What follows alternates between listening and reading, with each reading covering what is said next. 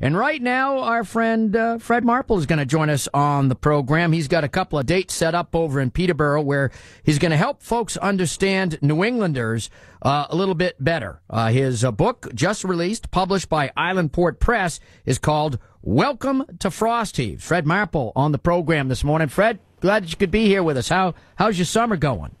Oh, it's going great, Dan. Very, very busy. You know, I always say winter goes at 16 RPM. Summer goes at 78. That's something that only means something to listeners of a certain age, I guess. A certain age, but I guess I'm part of that. Oh, yeah. Man. Now you're depressing me, Fred. But it's lively, though. You know, it's fun, even though it's quick. What do you make of all these presidential candidates coming to New Hampshire? Every 4 years, everybody talks about New Hampshire, and then they forget about us. But what do you make of that? We feel about politicians the way we feel about summer people and black flies. They're pests, but they don't last very long, you know.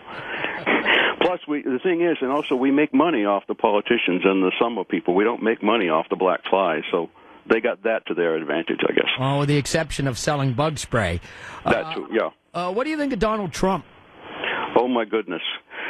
Now you're getting into politics there. The missus don't let me talk too much about politics because I'm likely to put not one but both feet in my mouth, Dan. So, but back in the day, Pat Paulson, I mean, he was running for president, and we all thought it was quite funny. Nobody took him serious. I'm not sure why anybody takes Trump seriously. He's just another comedian, as far as I'm concerned. Yeah, well, that comedian is number one in yet another poll today. So, well, there you go. There's lots of people coming to. We're actually putting together a little travel package for these politicians to come to the town of Frost Heaves. I mean, they usually deny that they're running for president at first, so we call it the not officially a presidential entrant package, or NOPE. And we tour them around. We take them up to Homer Andrews' farm. We treat them to breakfast at the Bluebell Diner. We figure if they can tolerate breakfast there, they can eat anywhere. We won't have another Herbert Walker Bush throwing up on the Japanese minister's shoes situation, you know. A great moment in presidential history. Yeah, absolutely. Yes, sir. So how's your little book about Frost Heaves doing? Oh, it's doing great. I've been having fun traveling around to libraries and bookstores and reading to people. And, you know, it's an honor to have a book published anywhere. But, of course, they all end up in the same place, Dan, which is the swap shop at the dump, you know. So I encourage people to buy my book, but if they're patient, they could probably just wait till it shows up at the swap shop. Has there been any blowback from people in Frost Heaves? You know, when the book Peyton Place came out, there were a lot of people saying, well, that character is about me, or that character represents so-and-so, and it raised a little bit of a ruckus. Yes, a similar ruckus for the people of Frost Heaves? Well, no, actually, Dan, what has happened is they all think I have an inside connection to the publishing industry now. And so they've all been handing me manuscripts and ideas, you know, that they want to have published. Like you take Millard Tuttle. He wants to publish his illustrated guide to his beer can collection, you know, one of them coffee table books. And he's got thousands of beer cans, and each one of them means something special to him. Of course, the problem is the only thing he drinks is Pabst Blue Ribbon, and that can ain't changed in 150 years, so other folks might find it kind of boring, you know. Yeah, the most PBR cans in one location. Yeah.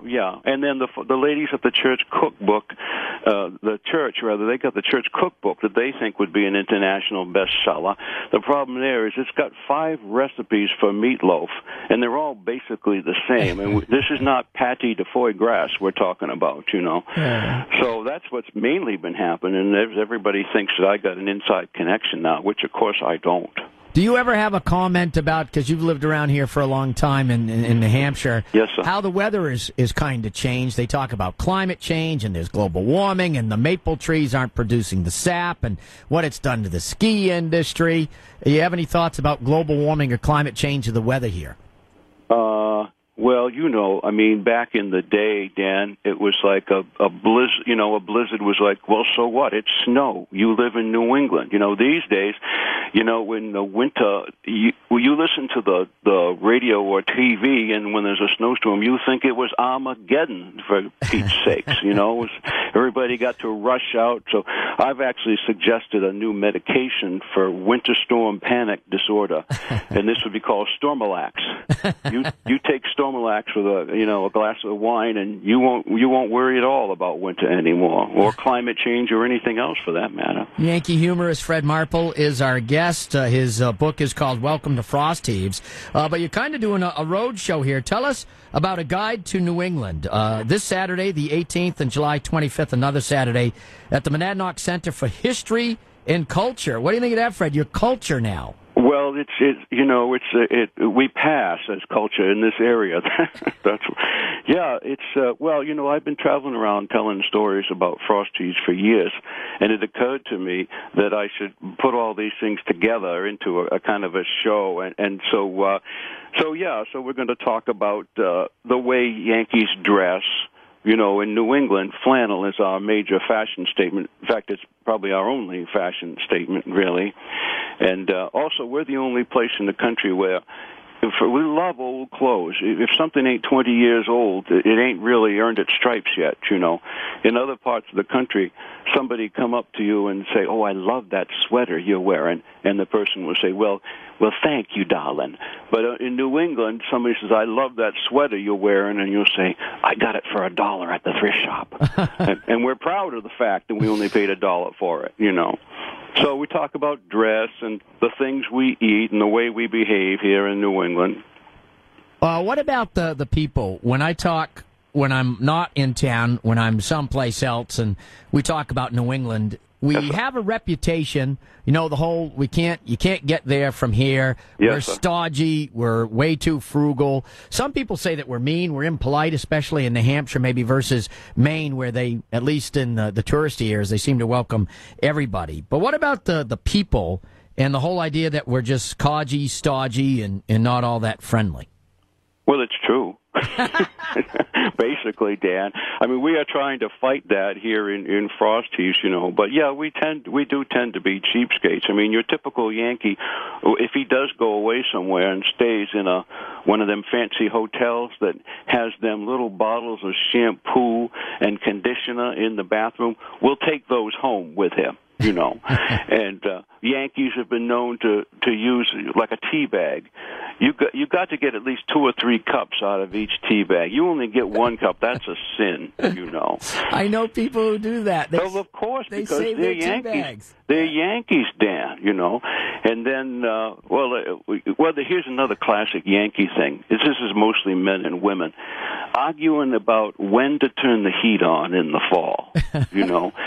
And there's the teams there, and the teams generally break down along gender lines. Yes, they do. And I'll call them Team A, or we'll call it the woman, and Team B, the man, And then the woman will start giving off these subtle hints, like, it's cold in here. And the husband will, suggest that she put on a sweater or something. And then she'll say, well, the neighbors have got their wood stove going, and he'll say something about the neighbors, how foolish they are anyway. And then it goes into this thermostat tango where they turn the thermostat up and down, That's a typical Yankee thing, argue about when to turn the heat on. It absolutely is. My grandfather the other day, and this was a topic of discussion, matter of fact, Yankee Magazine has an article about succotash, and my grandfather, where he's living now, got mad because the succotash, this was the first thing he told me about where he's living. He says they made succotash, and it wasn't succotash at all because it had lima beans instead of shell beans, and that's not really and Yankee Magazine points out that a lot of people do make it with lima beans now, but it's supposed to be made with reconstituted dried shell beans. I think they call them a cranberry bean. But I know that you talk about food and succotash, they say, was served, the Pilgrims served it at the first Thanksgiving. Yeah, but there's no accounting, Dan, for what people from away do. I mean, down in New York, they will put tomatoes in their chowder and call it Manhattan clam chowder. I'm sorry, you do not put tomatoes in chowder, So there's no accounting for what people from away will do to food. For us, I do talk about New England, what I laughingly call cuisine.